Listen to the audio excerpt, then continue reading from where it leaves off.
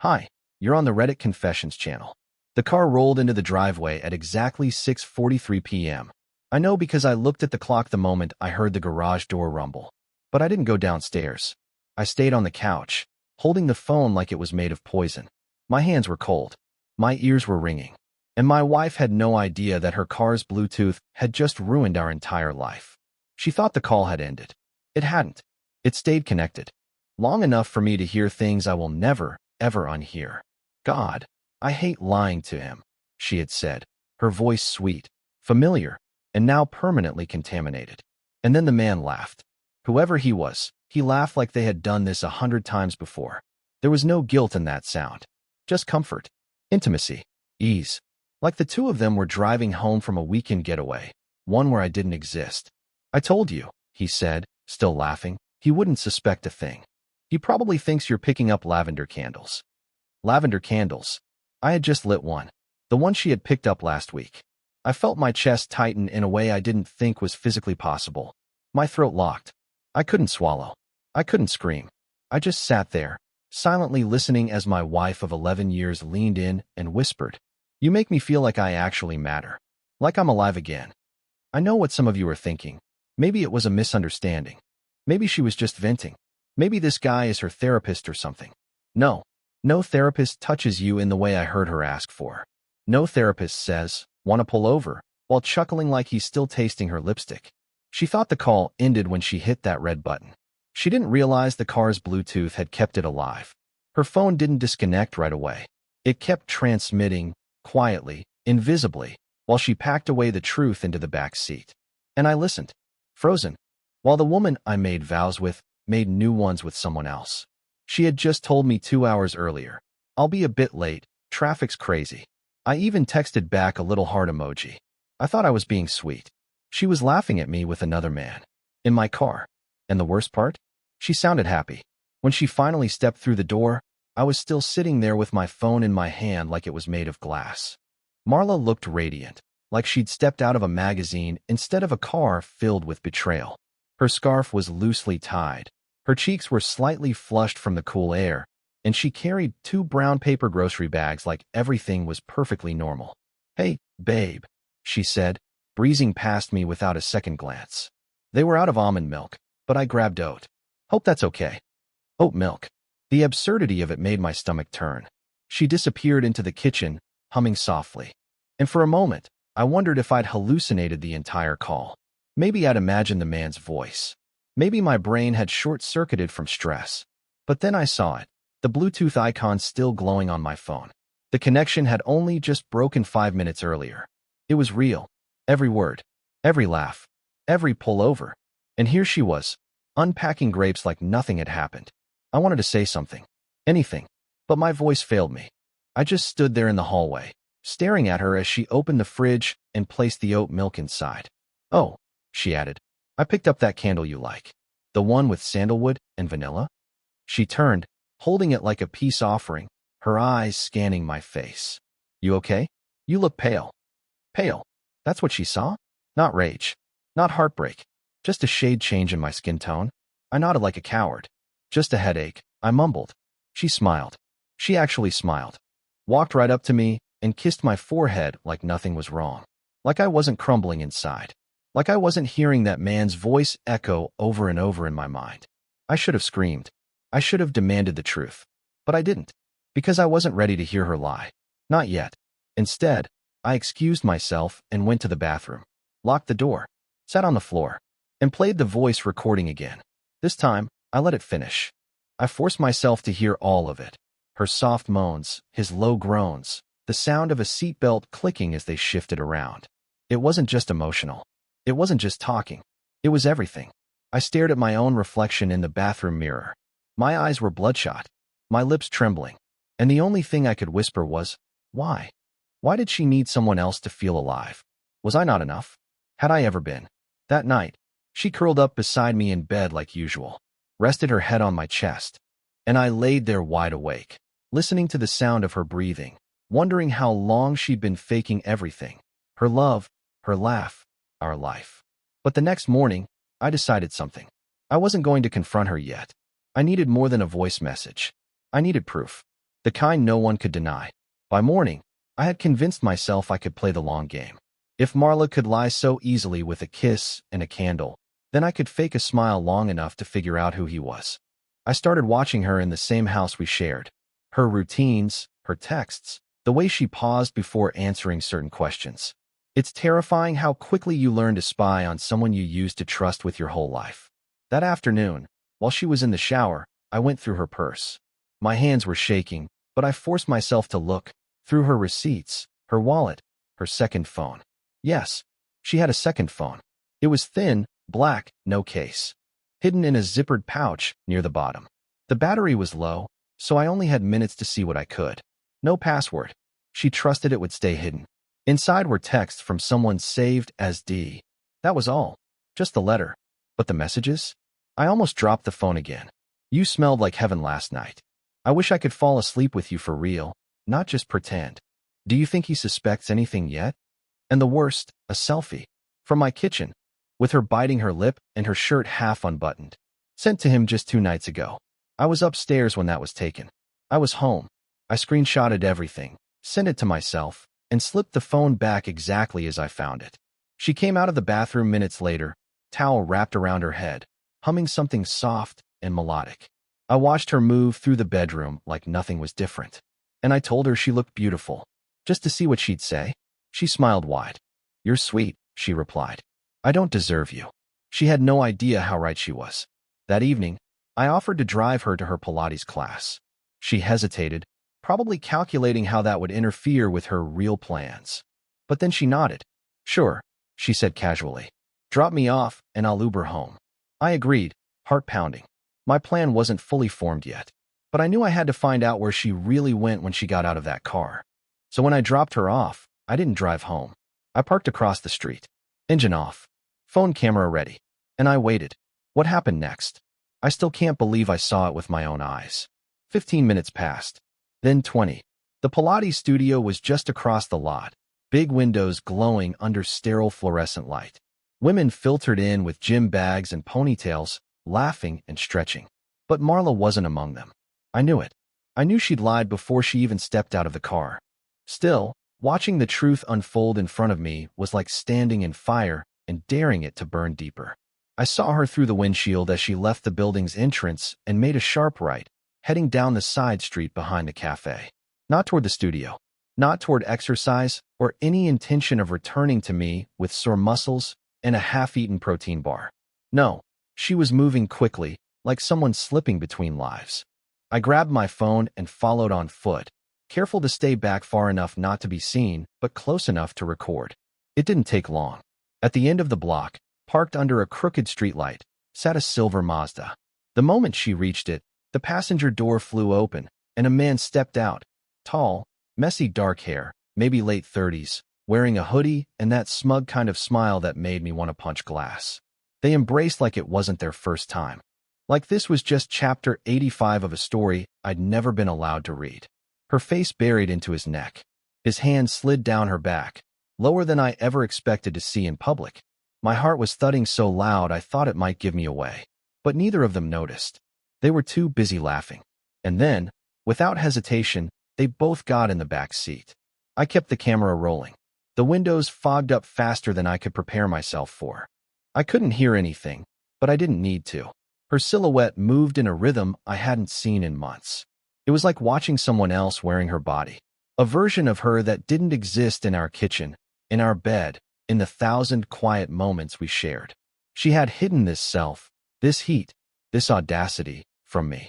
But not from him. I stood there like a ghost, recording it all while trying not to throw up. This wasn't just cheating. This was a performance. A full double life. Every lie she'd told, every "I'm tired," every time she pulled away from me in bed, all of it made sense now. It wasn't me. It was him. It was them. And the part that destroyed me? She looked alive. Radiant. Like the woman I'd fallen in love with a decade ago. Except that glow was never for me. I stood there far too long. Long enough for my legs to go numb and my throat to dry up like I'd swallowed gravel. When the car finally stopped shaking and the door creaked open, I stepped back behind a tree, barely breathing. Marla got out first, fixing her hair, glancing around like she was casually leaving a coffee shop. The man followed with a stupid grin on his face, like he'd just won a prize. They kissed again. Soft. Familiar. Then she walked off in the opposite direction, her ponytail bouncing like she'd just had a great workout. It made my skin crawl. I didn't follow her. I didn't scream. I didn't even cry. I just stood there holding a phone that now held the ugliest proof of love's death. The fog on the windows had blurred them like ghosts, but the sounds, the movements, the intimacy, that was real. Disgustingly real. I uploaded the footage to the cloud the moment I got home. No dramatic music, no confrontation, no shattered dishes or yelling matches. Just silence. I sat in our living room while she walked in an hour later with a yoga mat and that same gentle smile. Class was brutal, she said, stretching her arms. I'm starving. I almost laughed, but it caught in my throat. That night, I made her favorite, chicken marsala and sweet corn risotto. She smiled at the plate like I was the best husband in the world. I poured us both wine, and we clinked glasses. She asked if I'd seen any funny dog videos online that day. I said no. I didn't mention that I'd watched her cheat on me from 6 feet away. She talked about weekend plans. I nodded. She kissed my cheek before heading to bed. I stayed up, replaying the video again, this time with the volume low and my eyes dry. I wanted to feel something. Rage. Sadness. Anything. But I was numb. Frozen in a house that didn't feel like mine anymore. That's when I realized she wasn't just lying to me. She was rewriting our entire story. Every moment we shared was now up for debate. Did she love me at our wedding? Was she bored when we adopted the dog? Did she fake those tears when my dad died? The memories felt rigged, polluted. But if she was building a false version of reality, then maybe I could build my own too. Not for revenge, for clarity. Because if she wanted to live a double life, then I was going to show her what it felt like to be watched by someone who knew. For 3 days, I pretended. I brought her coffee in bed. I folded her laundry. I listened to her talk about work drama I no longer cared about. She smiled so easily now, maybe because she thought she was getting away with everything. That kind of confidence only comes when someone is used to winning. But I was done being the fool who handed her the trophy. What she didn't know was that I had already started the next phase. The man in the Mazda D. I needed to know more. I ran his license plate using a service my buddy from college gave me access to. He works in insurance fraud and owes me more than a few favors. It took less than an hour to get a hit. Daniel Mercer, 41, divorced, works in sales at a mid-tier real estate firm downtown. No kids. No social media under his real name. But a little digging turned up an alternate Instagram where he posted gym selfies and cocktail shots.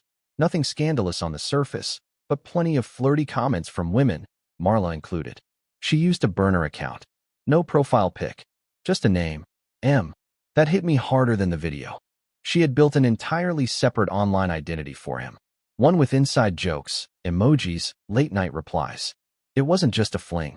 It was curated, protected, loved. I scrolled through their exchange of comments under a photo of him at a rooftop bar. Hers read, "Wish I was there instead of where I am tonight." That post was dated the same night she told me she was working late on a budget presentation. I had made her a thermos of soup and waited up. She never came home until past midnight. The rage started building then, not the kind that explodes, but the kind that simmers. Heavy, quiet. It sat in my chest like a brick I couldn't cough out. I wasn't just dealing with a cheater. I was dealing with an actress. Someone who could go from making out in a car to kissing my forehead without blinking. So I made a decision. I scheduled a tour with Daniel's real estate agency under a fake name. Said I was relocating from Michigan, looking for something private and quiet enough for a new start. He responded personally, friendly, eager. We scheduled the tour for Friday at noon. I was going to meet the man who stole my wife's reality, and he wouldn't even know it was me. Not yet. Friday came faster than I expected. I shaved, dressed like someone clean-cut and boring. Business casual, with a jacket just wrinkled enough to suggest I'd traveled. My fake name was Ethan. My story? Recently divorced. Moving from Grand Rapids. Seeking a quiet home with a new energy. The irony nearly made me choke. I pulled into the parking lot of his real estate office 10 minutes early and waited in my car. When Daniel stepped outside to greet me, I froze. There he was, tan, charming, well-practiced. He looked exactly how I expected, too polished to be honest. He wore the kind of cologne you smell before the door opens. His handshake was confident, too firm. The kind of grip that pretends to be respectful, but is really about power. Ethan, he smiled. Thanks for meeting with me. I've got 3 properties lined up. You're gonna love the second one. Great privacy, lots of natural light. I nodded, said little, let him talk. His voice was smooth, practiced. He filled every silence with trivia about square footage and nearby schools. But I wasn't listening. I was watching. Every gesture, every glance at his phone when he thought I wasn't looking. Every fake laugh. And then, during the drive between showings, it happened. His phone lit up in the cup holder. I saw her name. Not Marla. Just M. Kissmark. He didn't pick it up, but he smirked when he saw it. That smirk stayed on his face for at least 30 seconds. I studied it like a photograph. That was the moment I stopped seeing him as a stranger and started seeing him as something worse, someone familiar.